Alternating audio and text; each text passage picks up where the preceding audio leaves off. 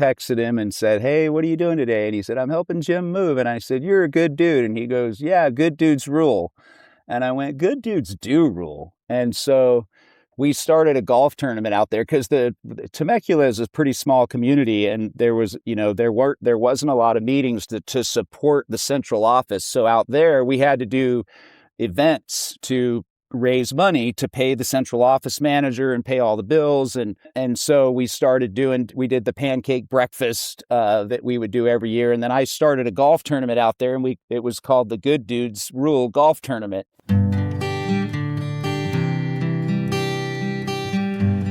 Well, hello, friends of Bill W. and other friends. You have landed on Sober Speak. My name is John M.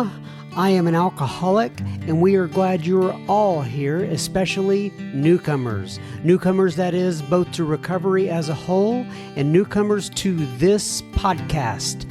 Sober Speak is a podcast about recovery centered around the 12 steps of Alcoholics Anonymous. My job here on Sober Speak is simple. My job is to provide a platform to the amazing stories of recovery all around us. Consider Sober Speak, if you will, your meeting between meetings.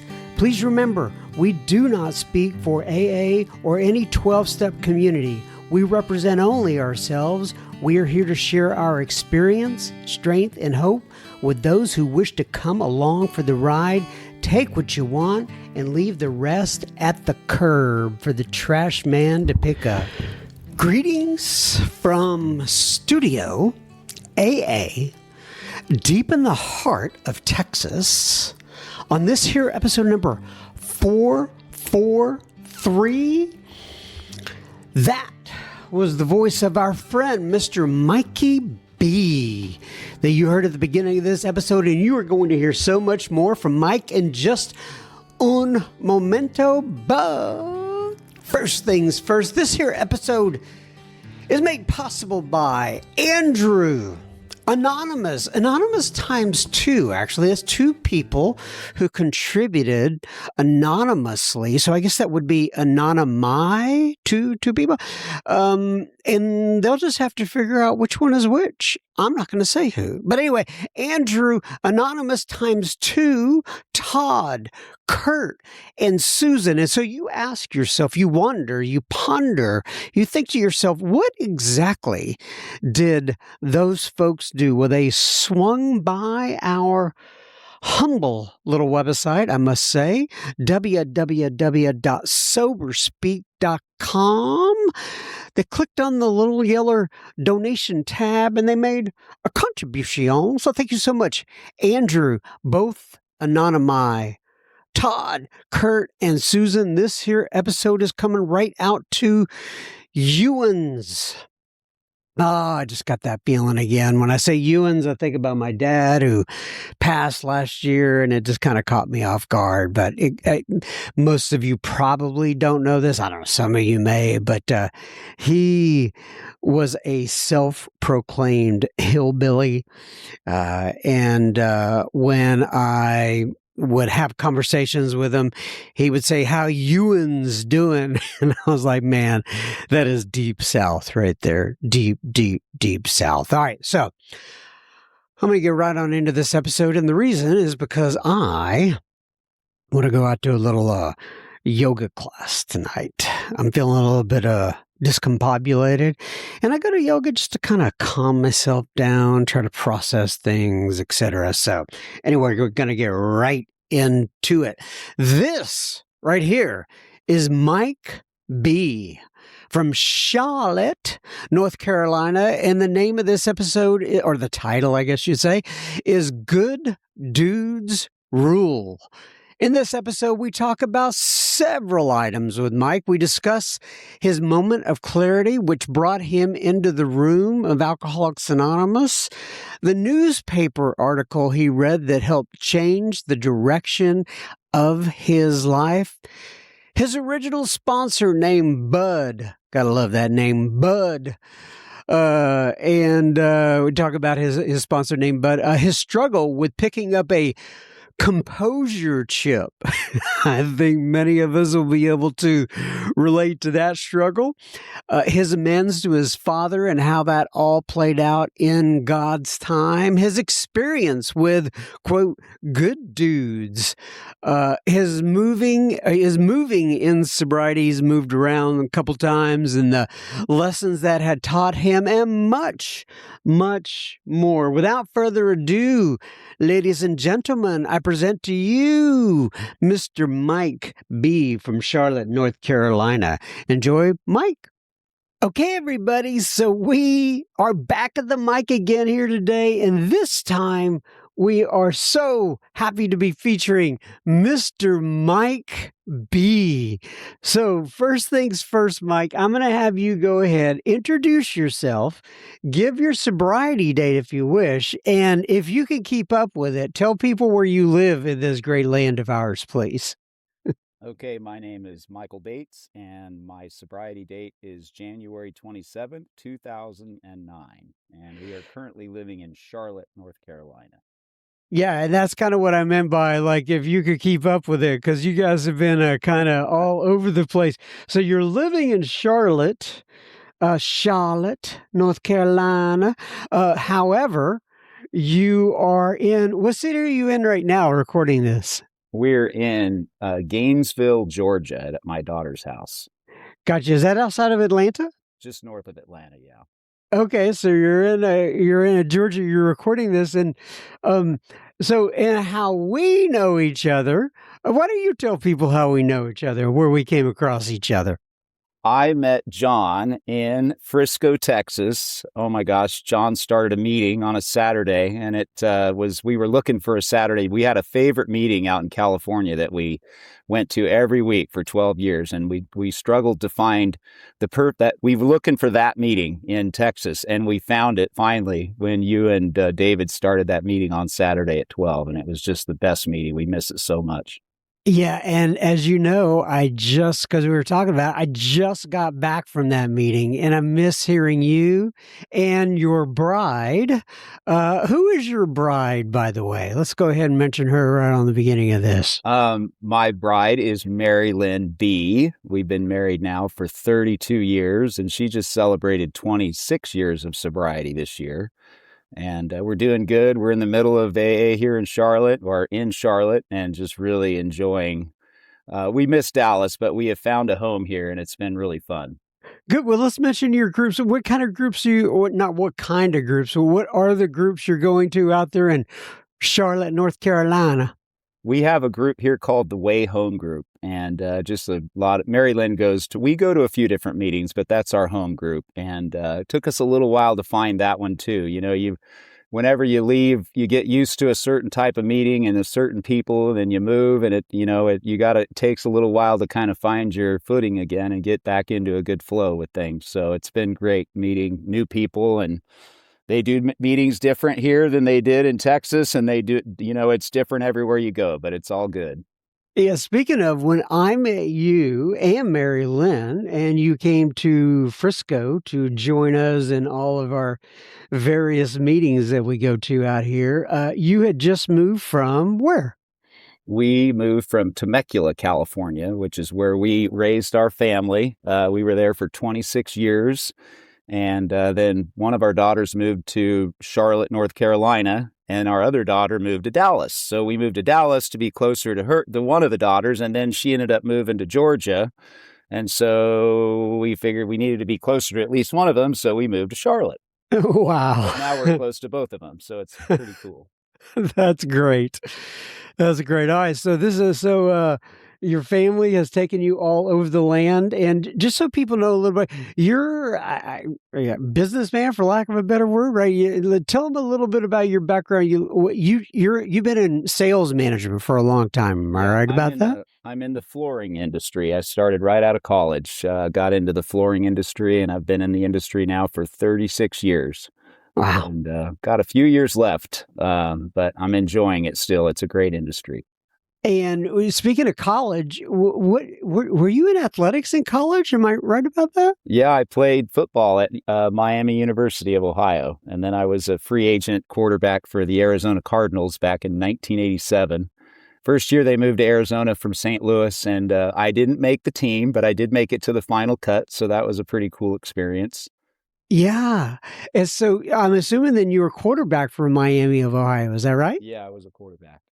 Wow. Very cool. Yeah, our Ben Roethlisberger is our big name from Yes. yeah. Yeah. Very cool. All right. So, yeah, we really miss you guys. I miss you and Mary Lynn and the meetings, all kinds of, just great comments and great energy that you guys would bring to the meeting. And I just love about it. And tell us if we, I always knew when you shared I was going to get a good laugh. So I just heard you share.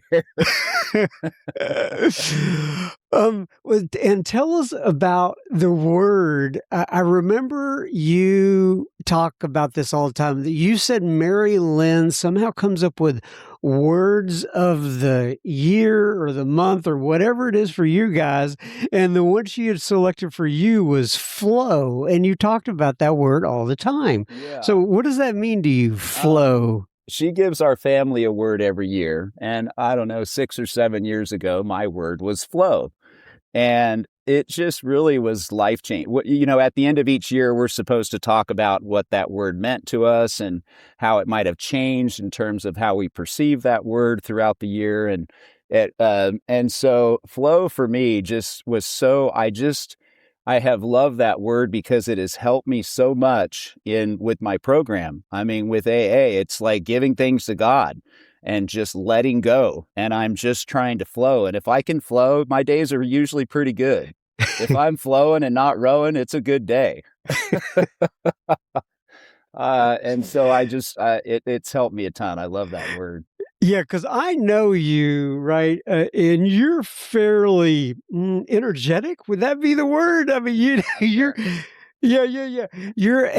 I'm the same way, right? We kind of get amped up, and you're going and you're focused on things. You could tell you're very driven. You're a quarterback. You're working. You're in business, and so for you, I think the idea would be is that if you could just tap on the brakes every once in a while, not try to control everything, and kind of let things flow, it'll be much better. Yeah, for sure. I mean, I can tell when when someone's not doing it right, and I have to remind myself to flow. I want to fix you.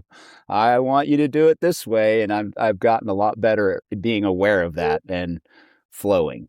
So, just out of curiosity, when Mary Lynn picks these words for all these folks in your family, do they pay as much attention to it as you do? And sometimes we forget our word. Like we'll get to what was my word again?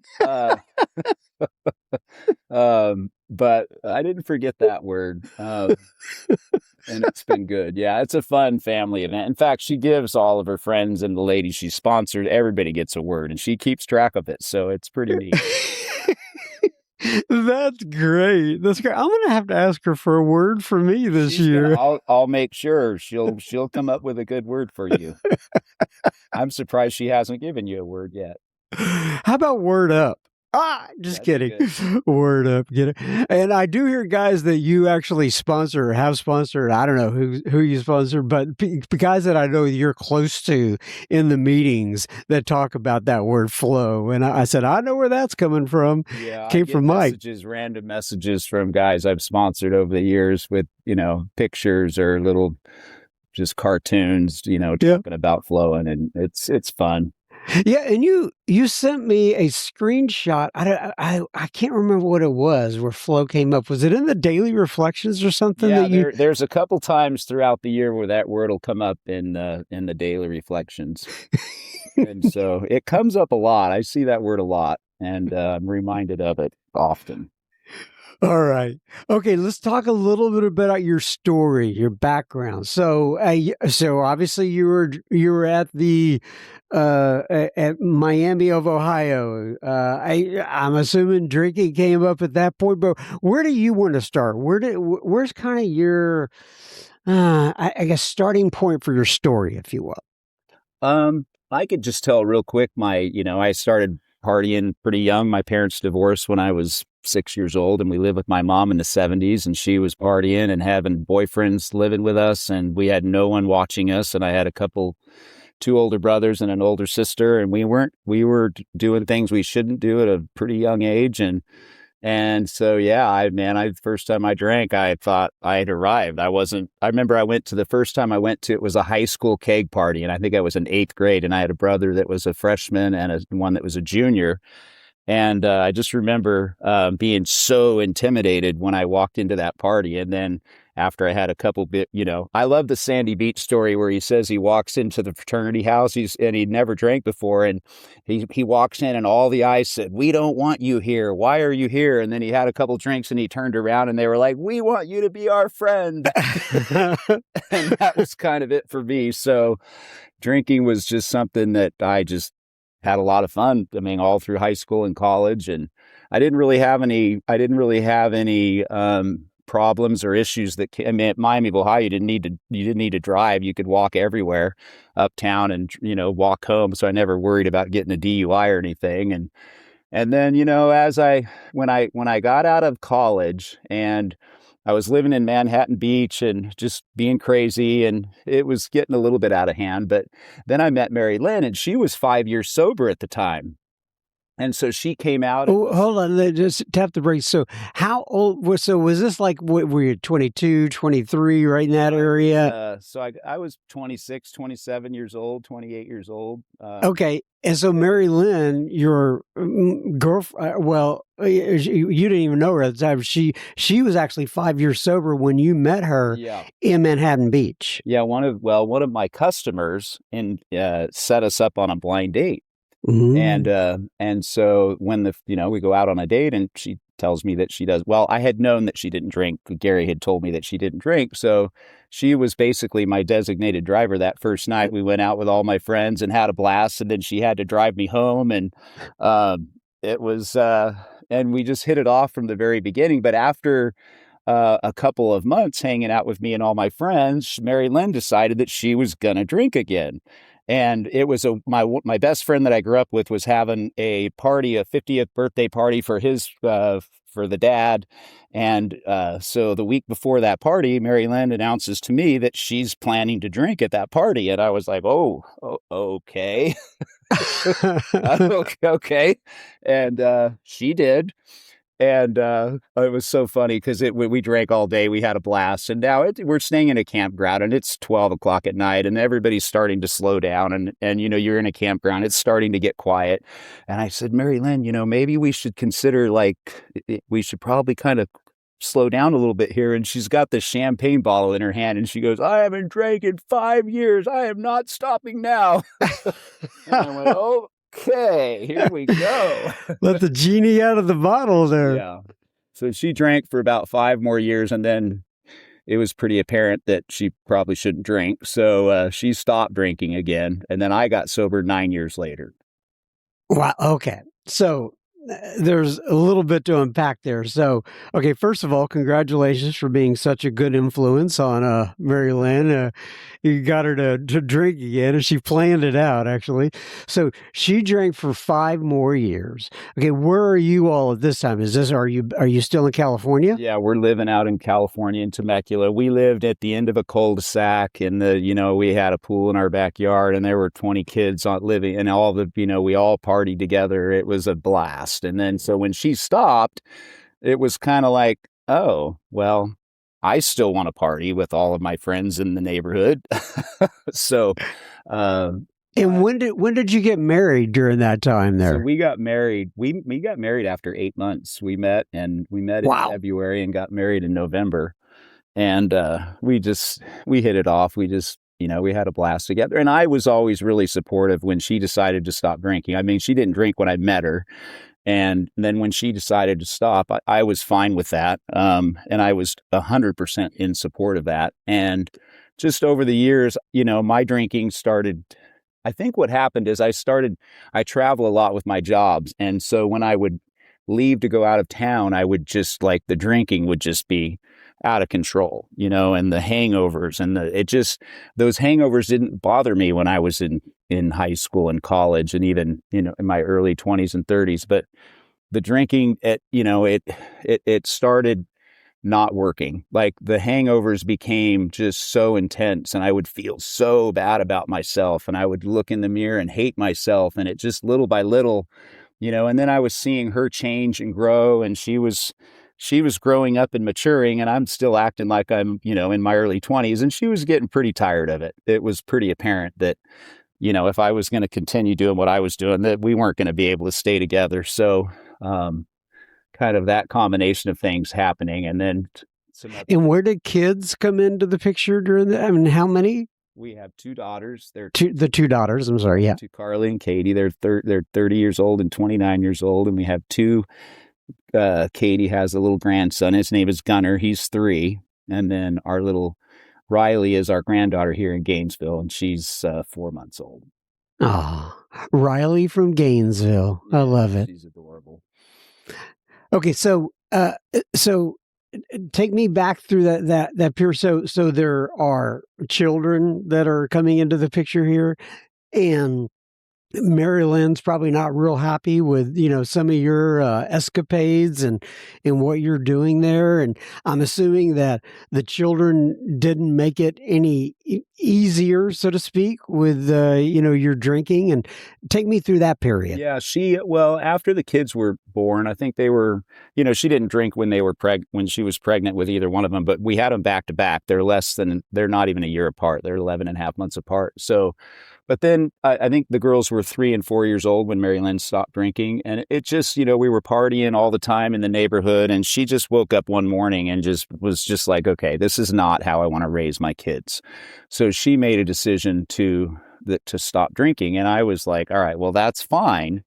But I'm not done. The thought of not drinking for me at that point wasn't even a possibility. I was still having fun and not having the horrible of not hating myself yet. And so that 9 years later, the last time I drank, the second to the last time I drank, I had been at a golf tournament down in San Diego, and I drank all day, and then at the after party and all of that. And then I drove. I don't even remember driving home.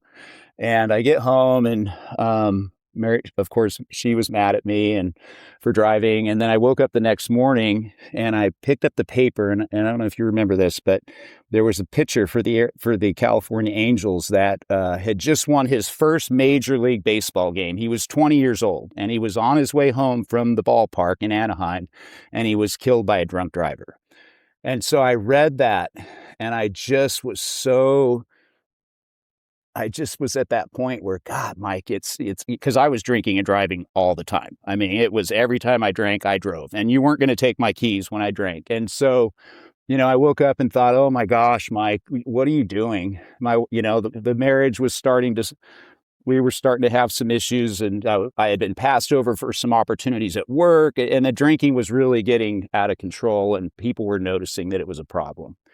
And then one of my best friends, who had been fired from 2 different jobs because of his drinking, told me that he thought my drinking might be a problem. And I thought, okay, well, if this guy's telling me that if he's telling me that he's concerned that maybe there's something here. So, that was near the end. And then the last time I drank was a couple nights later. I went to Dallas, and I was there for a meeting, and a bunch of buddies that I had known for a long time working for the same company. And on a Monday night, I drank until, I was on the bathroom floor throwing up from 2 a.m. until 7 a.m, and just so sick, like literally the sickest I had ever been. Just a couple days after I had, and so that's when I had that moment of clarity. And I just looked in the mirror, and I hated myself. And I just said, I don't ever want to feel this way again. And I called Mary Lynn. I go, I want to go to a meeting with you when I get back into town. And so I went to my first meeting a couple days later, and that was 17 years ago. Hey, friends of Bill W. and other friends, I want to take a quick minute here to tell you about today's sponsor, SoberLink. If you are in recovery or you love someone who is, you know that trust is a huge deal. SoberLink is a high-tech breathalyzer. It's about the size of a sunglass case, and it helps people stay accountable and rebuild that trust with other people in their lives. What makes it different is the built-in facial recognition, so nobody can test it for you, and tamper sensors, so you cannot beat the system. When you test, the results go instantly to whoever you choose. Could be a spouse, a parent, a sponsor, a sober coach, whoever you want it to go to. It's not about catching anyone. It's about peace of mind for you and for them. So visit soberlink.com/sober-speak. And when you sign up for a qualifying plan, you get a $100 Visa gift card as an enrollment bonus. That is soberlink.com/sober-speak. Okay, so you go to that first meeting. What do you remember about that first meeting? Much? I didn't say I was an alcoholic at that first meeting. Mary Lynn's sponsor had told me several times, he said, once you admit you're an apple, you can't be an orange again. And so, if you say out loud, I'm an alcoholic, it's a pretty big deal. And so I had gone through that thought in my mind many times, during the struggle of, trying to control the drinking and trying to drink like a normal person. And so I couldn't say it. I just couldn't say I was an alcoholic at that meeting. And, but then that was, I think, on a Thursday night. And then the Saturday morning, we went to that Saturday morning meeting. And, that was the first time as it came around to me, the first time I actually said out loud, I'm an alcoholic. And, that was just like, wow, I can't believe I just said that out loud. And then that was the beginning. And I met my sponsor right away. My sponsor's name is Bud Kane, just a great guy. He was the head football coach at the high school in Temecula, all-time winningest coach in this high school, and great guy. I knew who he was. He went to the same church, but I didn't know he was sober. And then I met him at that meeting, and that for me was huge because I said, if this guy can do it, I knew he was a great guy. He had a family and just was so well thought of in the community and such a great guy. I thought, man, if this guy can be sober and he seems like he's happy, maybe I can do it too. It was a real big inspiration. I needed that. I needed someone that I could look at and go, okay, if he can do it, maybe I can do it. Mm-hmm. So that was the beginning. So just real quick, going back just a little bit, it sounded like you were having conversations with some of Mary Lynn's friends or going to meetings or something. So you had some sort of knowledge of AA besides just what you see in the movies or whatever. Am I right? Yeah. Because I would go, to the Saturday night in Temecula. They had what they called the world famous speaker meeting, and it was the Saturday night speaker meeting. And I would go with her to that meeting once in a while. And then I also knew some of her friends in the program. And then I would hear her talking. She sponsored several women in the program, and I would hear her on the phone talking to people and coaching them. And I just saw this kind of transformation in her life, of the growth I was seeing in her life. And I was attracted to that. You know what I mean? Like, I felt like I was 44 years old at the time, and I just was like, man, grow up, Mike. What are you doing? And I was just I'm still immature, but I was just so immature. And I thought, man, maybe it's time to make a change and do something different here. And so it truly was attraction, in terms of seeing how the program worked in her life and some of the people she was helping, and then getting to see some of those meetings. And I would hear my story. Someone would be up there sharing. I'd be like, oh my gosh, that's me. And so, I kind of was attracted to the program.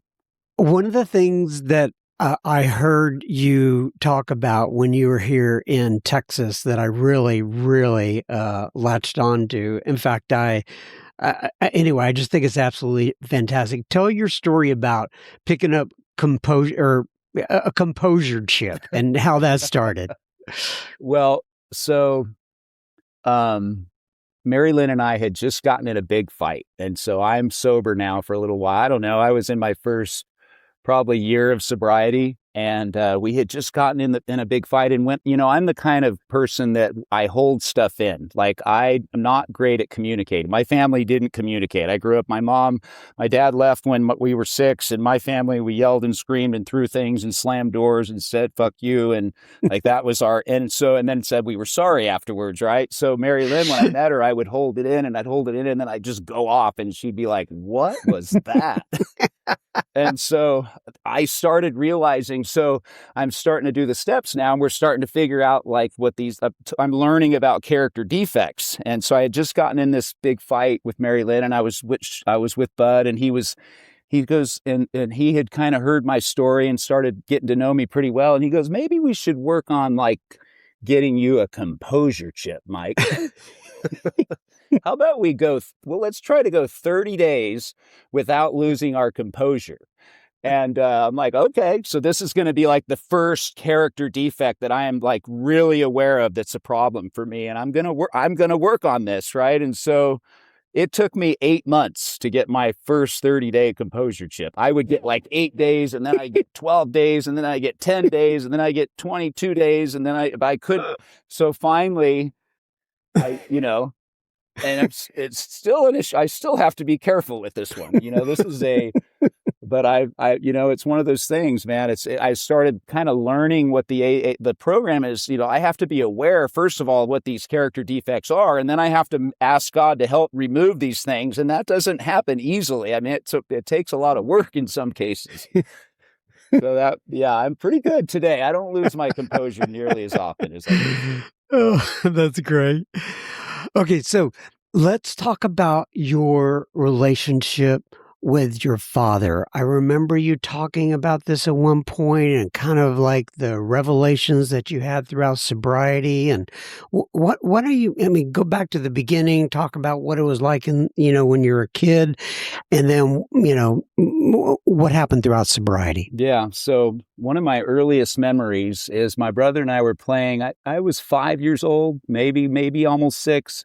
Playing in the yard with my brother, and my mom comes out the front door and says, get in the car. So my brother and I get in the car, and we drive across town, and we pull up into this little neighborhood, and we see my dad's plumbing truck in front of this house. And so my mom jumps out of the car, and my brother and we're just sitting here kind of watching this go down. And my mom's storming up the steps of this of the pathway to the house, and the door is open, but there's a screen door, but the door is open. And so as she's walking up to the door, I can see my dad in the house, and there's a lady in the house.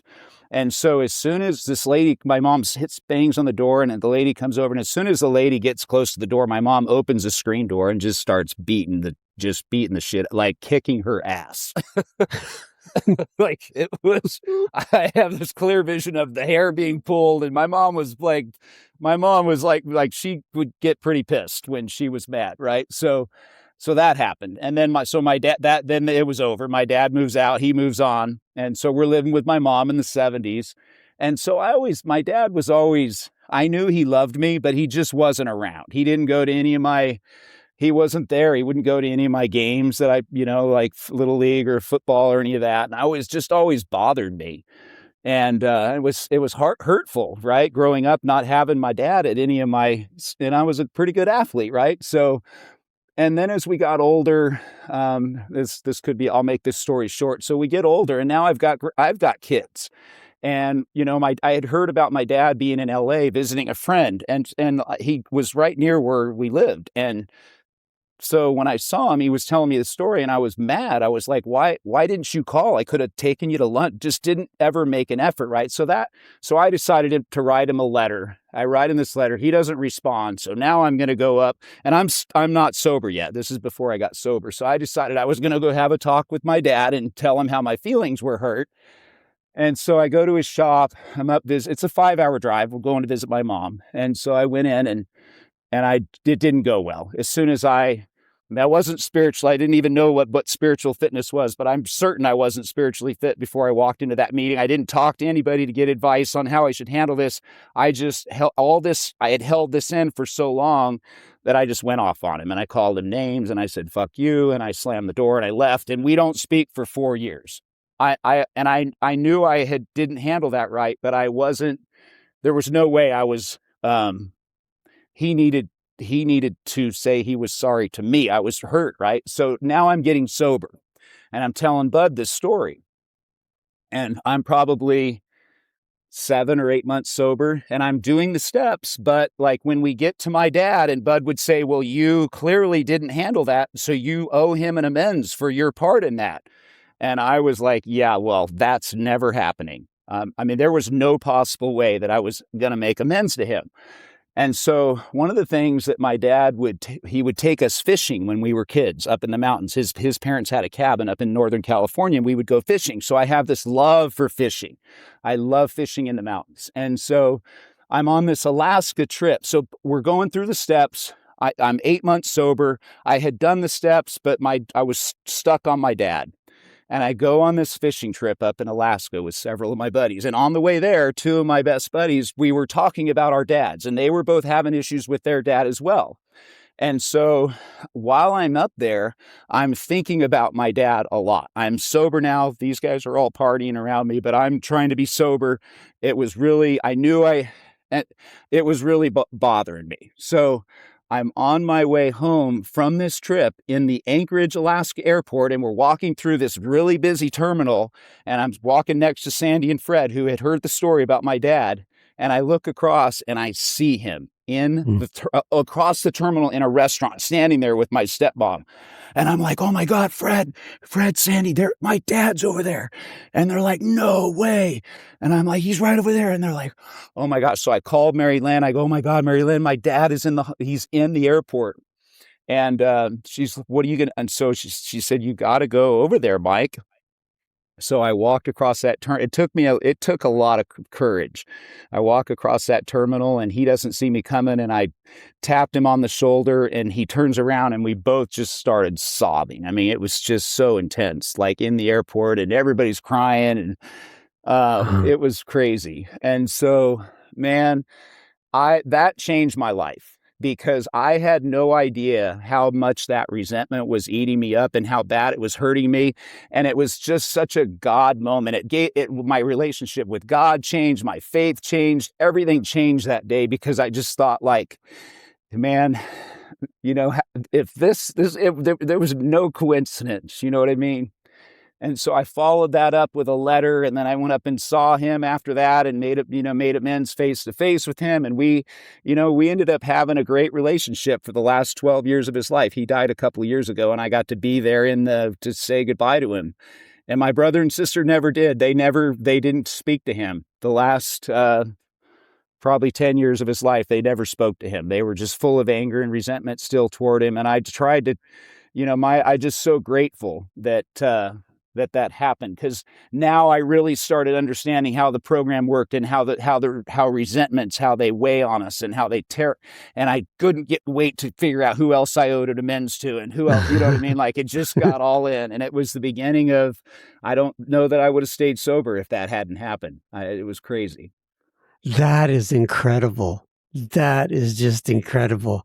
You've had such a cool ride. I mean, from going to being, it didn't sound like you had much growing up, and then you're, this star athlete, and you've done real well in business, and then, having that whole relationship with your dad and seeing him in the Anchorage airport, that is just so cool. So cool, Mike. It really was amazing. Well, take me through some other, I guess, highlights, if you will, like after you have gotten sober and things that have been important to you, maybe relationships healed, maybe, lessons that you've learned. What else comes to mind for you?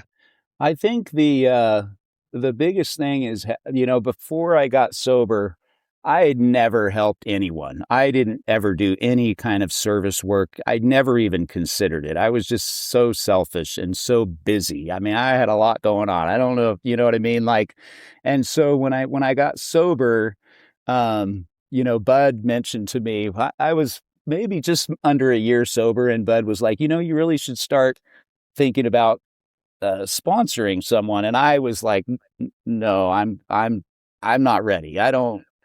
And so that was on a Thursday morning. We were having breakfast, and then that Saturday morning, I show up to our meeting on Saturday, and this fireman comes in. His name was Ryan Burson, and he sits right next to me, and he was just a wreck. It was his first meeting, and Bud's like pointing at him, going, "There you go, there's your guy." And so after the meeting, I just said, "Okay, I'm going to be your sponsor," and that was my first experience with helping someone. And man, that was the best. Like Bud had a meeting at his house on Monday night. So Ryan came it was just so I got to see his life change, and I got to be a part of that. And so then once I started sponsoring guys, I just loved it. I just loved to be a part of seeing someone's life change. And I just, Bud had so many good friends that he had introduced me to, guys he sponsored, guys that sober friends, and they would all be at that meeting on Monday night. So if I would meet someone new on a Saturday morning we would invite them to the meeting, and then I knew if I could get them there that they're going to connect with someone in that room, someone, you know what I mean? And it was just so neat to see that meeting grow. And so for me, it's been just a journey of being of service and, helping other people. And I love it. I love it. It's been great. You also, I remember you said that you had a kind of a text chain, if you will, in California called the Good Dudes. And you kind of recreated that same thing here in Texas. Talk to me a little bit about that, how it started in California and how you continued it here in Texas. Yeah, there was one of my good friends out there. It was, I texted him and said, "Hey, what are you doing today?" And he said, "I'm helping Jim move." And I said, "You're a good dude." And he goes, "Yeah, good dudes rule."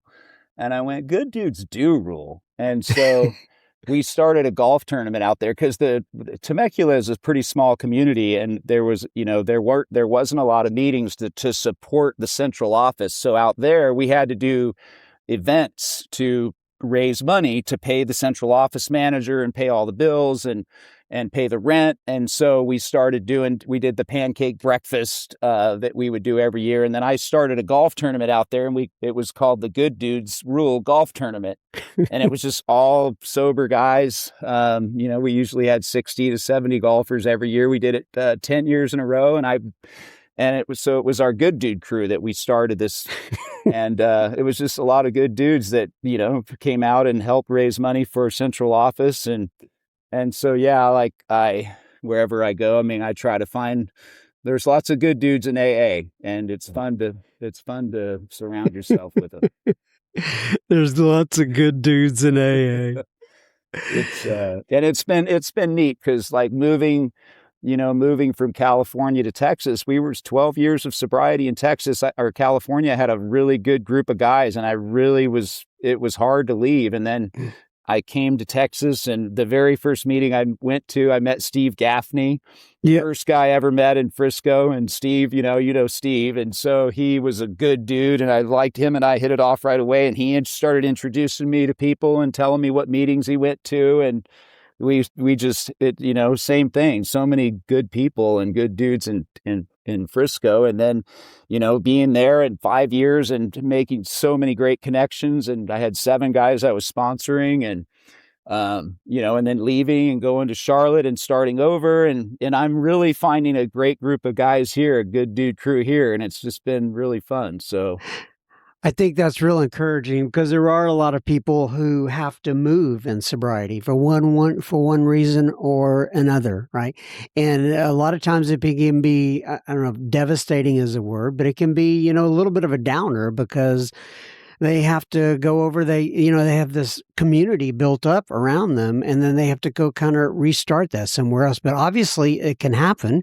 You've done it 2 or 3 times here, my guess. And I'm hoping you'll come back to Frisco at some point and be with us again. Yeah, we try to get back every quarter No, I hope you come back. That could happen. We'll see. We loved it there. We absolutely loved it. It still feels like home whenever we go back. And we, Mary Lynn and I have both said we try to come back at least once a quarter so that we can keep it, stay close with all of you. And I did see, I think I was lucky in that I had a couple guys I sponsored out in California that left and moved away, and they went to where they went to other places and they didn't do the meetings the same way. And both of those two guys drank again because, right, they had you get used to a certain type of meeting and there's certain people, and then you move and it's different. And the people are different, the meetings are different, and it's really easy to kind of just stay on the outskirts. You really have to treat it like you're a newcomer again. You have to show up early and introduce yourself and get into doing some service work and get in the middle as quick as you can, because otherwise it's real easy to look for the differences versus the similarities. And it is hard when you move because you're starting all over again. Who was that guy? You had just moved here, and I came down to Chipotle. I think I was with my family. I'm not real sure. And you introduced me to some guy. Who was that guy? I can't remember now. Where were we, in Frisco? Yeah, in Frisco. Do you remember that when I saw you down there? No. Where it was at the one down by the Star where the Cowboys play. And when you came in and I was with someone I was... yeah, there was a gentleman you were with, and you were like, hey, this is so-and-so. But anyway, it doesn't matter. I'm not sure. All right, Mike. So think about it this way. You have people out there that are listening who are... maybe they're not familiar with Alcoholics Anonymous, or possibly they are familiar with Alcoholics Anonymous, but they've been struggling with it, whatever the case may be, right? Share your overall thoughts, your experience and strength about your experience within AA, and just talk about that for a little while to kind of wrap us up, okay? Yeah. You just see so many people that come and go, and you see people that stay, people that don't stay. And for me, the biggest thing is, I think initially, early, you have to try to get to meet a few guys that you connect with. Like and then look to have that fellowship. I think the fellowship part of it is so important early. For me, it was Bud, and it was him introducing me to his friends, and for me to see that if he can do it, maybe I can do it. And then I really had a desire. I really wanted to grow and change. I really had a desire. And I don't know that if you don't really want that, I don't know that it works. Like I really wanted it. And so, and then I was fortunate in that I met some good guys that I really admired, and you'd go to the meetings and hear them share. And I'd say, okay, I want what that person has. And I was just seeing all this wisdom, and I loved it. Like I was so attracted to that, and I wanted that. But I don't know that if you don't have that desire to grow and change, I don't know that it will work. You know what I mean? Like, I guess eventually if you stick around and just don't drink and you get a sponsor and you do the work and you do the steps and you start to see how you apply the steps in your life, like that's when it started really working for me, when I started understanding how all those steps could make my life better. And I think so but you have to want it. You know what I mean? Like, I really think you have to want it or it's not going to work. That's right. Yeah, that's why, is the difference between us, when I say us, like Alcoholics Anonymous and like a cult, is like, we're not going to chase you down. If you're not interested, we wish you luck and we hope that you find a better way. Even it says in the big book, it says, if you're not convinced this is the deal for you, step on over to the bar, have a few drinks, see if it works, and most people, it's not going to work for them. No. It's guys like you though, too, John. I mean, you make it fun, right? I mean, when you go to an AA meeting like that Saturday morning meeting, it is just filled with so many good people. There's newcomers there, and there's people with long-term sobriety, and there's like David Green. I love hearing every time David's in a meeting. I'm like, oh, good, I get to hear David share today. And I feel that way about you too. Every time John shares, oh, cool, John's getting ready to share. You know what I mean? And you look forward to going to those meetings and seeing. And like, the other thing that I think is really important is to get to know everyone in the room. Like I could walk into that Saturday morning meeting and I knew pretty much every name in there. And I, you know what I mean? Like you got to get to know the people so you start to feel like you're a part of that. And I think it's really important too, to lead the meeting. Like, I know you're really good about like you see someone that's been coming to that meeting for a while and you ask them to lead that meeting, because once you lead the meeting, it's just something about that leading that meeting. It makes you feel like you're part of it and you're more in the middle than you were before. And so all of those things together are what get you to stay. And it's just, it's really neat. So I told you I just got back from that Saturday meeting. I was just cracking up. There was a couple of things in that meeting today. Like one of them was like Howard. You know Howard, right? Yeah. He got his 12-year chip. And then Lacey shared right after him. She said she remembered being in treatment many years ago. And there was this guy who came into the meeting, looked like he hadn't slept in 3 days. And he had to be at the small group. And the guy said, like, F your small group. And then he kind of just tilted back and he didn't say anything for the rest of me. That was Howard. Yeah, that was. I love Howard. And so we were just cracking up. And then there was another, Tamara was in there today. I hope she's all right. I mean, sharing this. She said that she has learned that when she first came to the meeting, she came in, she would just hijack the meeting like, I am here today. I am in pain. Listen to me. But now she's a little bit more laid back about it. It's like, hey, there's some issues I need to tell you. So I was just cracking up at all that. Yeah, but it's anyway. fun to see the changes. So Yeah. Howard has been, Mary Lynn and I are really close with Howard in December, and it's been fun to see Howard, the changes in him just over the last few years since I've known him. For sure, man, for sure. All right, my friend. Well, listen, I am going to go ahead and read from page 164 in the big book. And it says, if I can get there, hold on. Abandon yourself to God as you understand God. Admit your faults to Him and to your fellows. Clear away the wreckage of your past. Give freely of what you find and join us. We shall be with you in the, like Mike was talking about, fellowship of the Spirit. And you will surely meet some of us, like me and Mike or Michael B., whatever you want to be called, Mike B., as you trudge the road of happy destiny. May God bless you and keep you until then. Mike, once again, thanks so much for coming in and joining me today and recording your story. I'm really glad I got to do this with you, bud. You're the best. Likewise. Take care now. All right. Thank you, John. Thank you once again, Mr. Mike B. Such a pleasure spending time with you, my friend, as it always is. You're such a good dude. You are, my friend, and I can't wait to see you eyeball to eyeball again. Now, on to a little bit of listener feedback. Anonymous writes in, he says, "Hi, John. Thanks for the wonderful podcast. I stumbled upon your podcast while I was searching for recovery podcasts. Every episode I've listened to has been great. After listening to Curtis J., I'm starting to read Breathing Underwater. Thanks. Thanks again for the podcast. Well, as you know, I got you in touch with Mr. Curtis J., and I hope you all are able to strike up a relationship from there. And I know that my friend Curry will be happy about that, because that's one of his favorite books as well." Andrew writes in, not on, and he says, "Hey, John, just want to send out for gratitude for all you do as a fellow AAer." I don't think that's a real word, but, we all know what he's talking about.